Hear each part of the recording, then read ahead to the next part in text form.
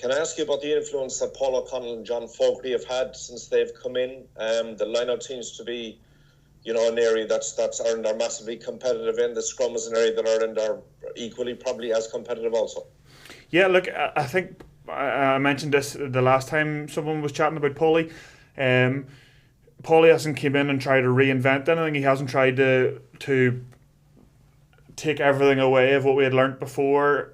What he has done is let us continue to work with what we were doing and adding small tweaks to make us better and better, session by session, adding bits of detail that we might be missing, ensuring that we are getting as consistent a line out as possible for be it the hookers, the jumpers, and the lifters, to make sure that ultimately we can have as smooth a week running into the game as possible. And the same with Fogs. Fogs has been incredible with sort of the insight that he's brought into the scrum, and again he's making the scrum feel not only about front row but it's about the 8 players that are in the scrum, because very often what can happen in scrum meetings is it happens front rows just sit and talk more or less in a different language than everyone else, and as a second rows we just stick our heads in and push.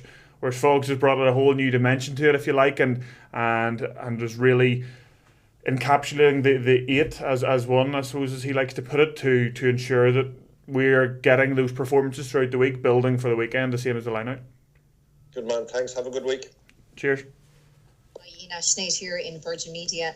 You seem to slip in very seamlessly into that role of Ireland captain. Is it something now that you've had a taste for it that you'd like to do again?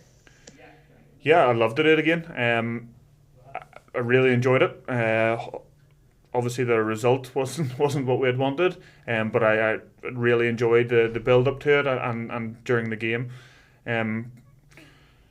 Obviously, there's a pecking order of leaders, if you like, ahead of me, and that's part of the reason why when you mentioned the word seamlessly there, that this team has leaders the whole way through it, and that's probably one thing that made it feel more seamless for me, or made it more easy for me to step into that role. The team that I was put in charge of had leaders from right the way through it, experience and inexperience, who were equally capable with leading each other, and I think that's probably part of the reason why I was able to step in down that pecking order, if you like.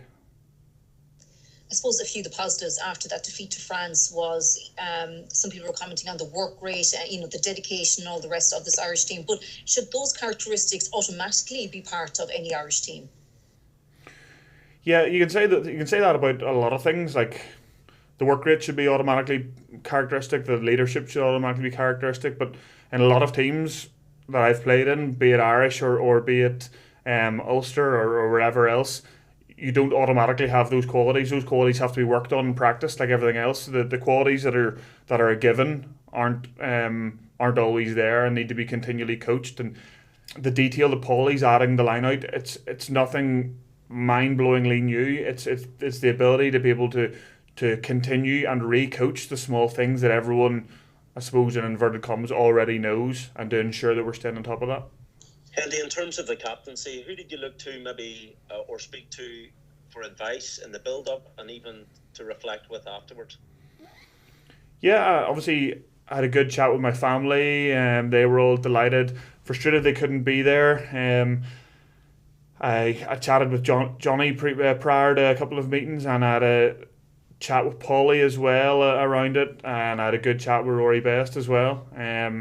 Obviously, naming their 3 captains who I've been captained by, and I think they're 3 people who always have set an incredibly good example in any team they've ever captained.